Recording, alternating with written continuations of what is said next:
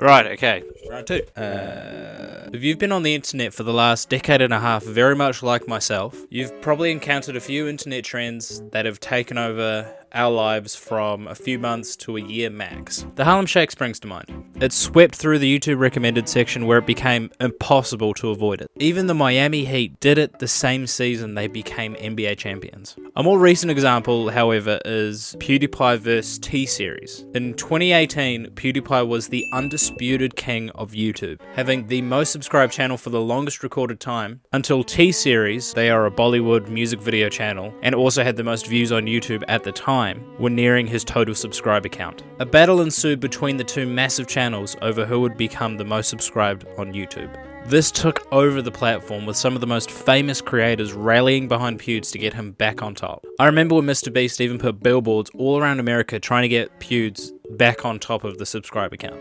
However, these trends don't hold a candle to the one particular trend that absorbed not only YouTube, but basically the entire internet. Nay, the world. Some of you may already know what I'm actually about to talk about. Back in 2012, a relatively unknown South Korean artist outside of Asia would release a song that would break every single YouTube record and stay with us for many years. Psy, real name Park Ji-sung, was planning to study business administration at Boston University to take over his father's company in 1998. Upon arriving in the US, Psy would lose interest in his studies and would start to purchase musical instruments and equipment, including a PC, an electronic keyboard, and an MIDI interface, which is this. I didn't actually know what it was until I researched it. He would purchase all of this equipment using the tuition funds that he was supposed to use when studying for business administration. After dropping out of Boston University, Psy would attend Berklee College of Music for a short time before moving back to South Korea to pursue a career in music.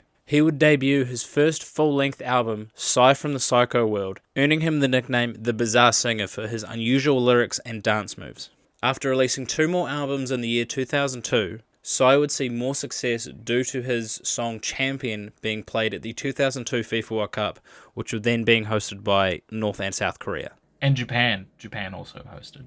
However, in 2003, Psy would be conscripted to the South Korean military, as is mandatory for men aged 18 to 35 in South Korea. However, Psy would be excused from military duties due to working at a software development company at the time. Basically, if you work for a software company around that age in South Korea, you're excused from military duties because you're helping to further the country, or something like that. There would be another album released in 2006, where after state prosecutors would accuse Psy of neglecting his work, meaning he would have to be redrafted in 2007. He would achieve the rank of private first class before being released from his duties in 2009. Due to financial difficulties, Psy would join the music label YG Entertainment in 2010, with the CEO, Yang Hyun-suk, being a good friend of the South Korean artist. He would release his 5th album, Psy 5, the same year, leading to some controversies due to his lead song Right Now being banned to an under-19 audience due to some obscene lyrics. Do you want to know what the obscene lyrics were? Life is like toxic alcohol. I'm not kidding. How are they going to break through with awful lyrics like that? How are the children going to survive? I'm obviously kidding. Lyrics like that are about as obscene as someone spilling a drink on their shirt. Going through Psy's history, I actually had no idea he had so many controversies throughout his initial music career from like the early 2000s up until the time he broke through. Well, we say controversies, but like compared to what some of the artists in the West do, it's nothing. J Beebs, for example, Canada's Prince, that is a royalty family. Curtis Connor and Cody Ko are a part of that group. J Beebs literally pissed into a mop bucket, got arrested for DUI and for evading police, and this is probably the worst one in my opinion, bought a monkey in Germany, realized he actually couldn't take it back to the US, so he left the monkey in Germany. And apparently that monkey is still traumatized from living with J Beebs. Here I am wearing some Purpose album merch from his tour because it is one of my most favorite albums of all time. Now back to Psy, I just wanted to give you a little bit of backstory on his life and how he became who he is. Now let's talk about what we're all here for. In July of 2012, he would release his 6th album, with Gangnam Style being the 3rd track on that album. A month later, Psy would top the YouTube and iTunes music video charts, and it just goes a little bit crazy from there. Let's all go to the lobby. Little did we know, but in August of 2012, this relatively unknown South Korean artist had just released a cultural phenomenon. After overtaking my boy Biebs for his song As Long As You Love Me, which is a great tune, and Katy Perry's Wide Awake on the iTunes and YouTube music video charts, celebs would share their song all over Twitter, spreading the joy that was Gangnam Style. Side note, Psy was actually the first South Korean artist to top both of those charts. After this, things kind of happened all at once. In September, he would not only feature on the Today Show teaching the anchors how to do the dance, most popularly known as the horse dance, but the next day he would also feature on SNL, making a cameo appearance in a skit featuring the song. A month later, the literal UN would recognize Psy as an international sensation. UN Secretary General Ban Ki-moon literally stated, and I quote, "Psy has unlimited global reach. I hope we can work together to use it." Let that sink in, because it's cold outside and it's raining, and he didn't bring a coat or an umbrella. But seriously though, the amount of plaudits that Psy was receiving was just insane. He was literally drowning in plaudits. You know it's bigger than a big deal when the literal UN reaches out to you and says, "Hey, good work out there. Keep fucking it up, King." That's just a little bit crazy. All of what I just previously stated happened within about 3 months of the song's release. But from here on out, it gets a little bit crazier. But my guy Psy was not done changing the world.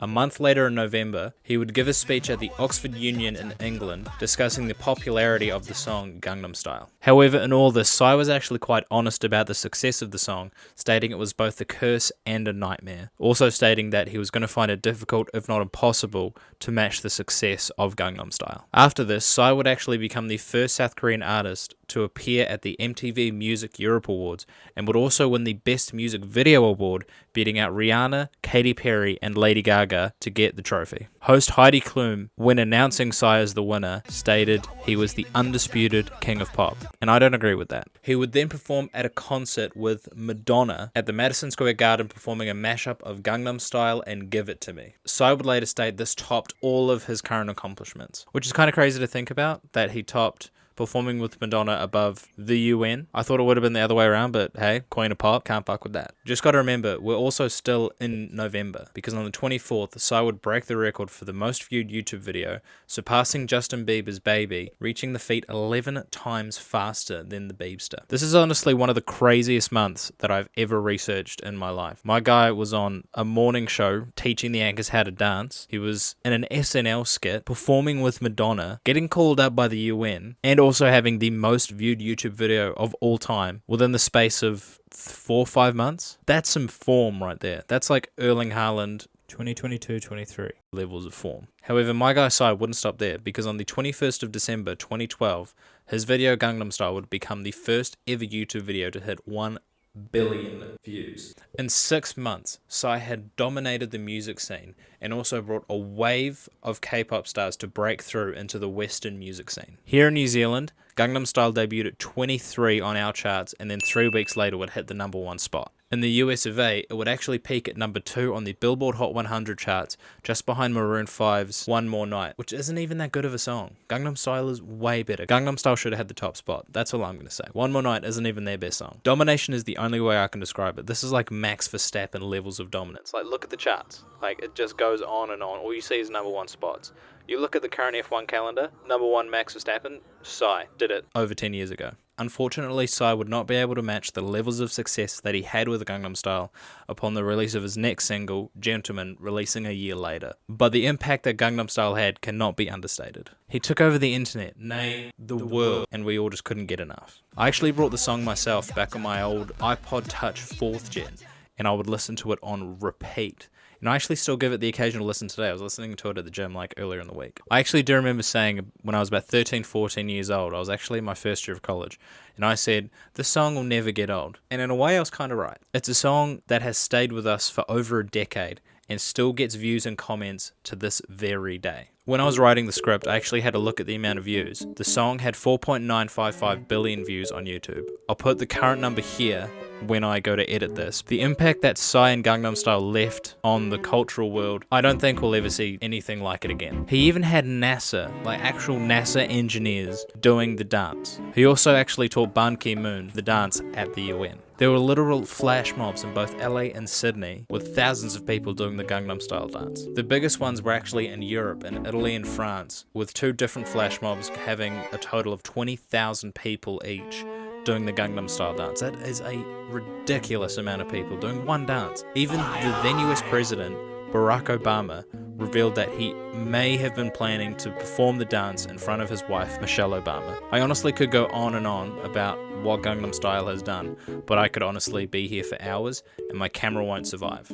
I mentioned at the start of this video about talking about an internet trend, and I just don't think I can put Gangnam Style in that list of internet trends. The word trend is used to describe something that's popular at the time, and yes, that can be an accurate way to put it, but I don't feel like it's the best way to put it. I'd prefer to use the word phenomenon to describe Gangnam Style, which is described as being an extraordinary event or occurrence. I feel like we can put Gangnam Style in that list. I hope you guys enjoyed. Stay golden.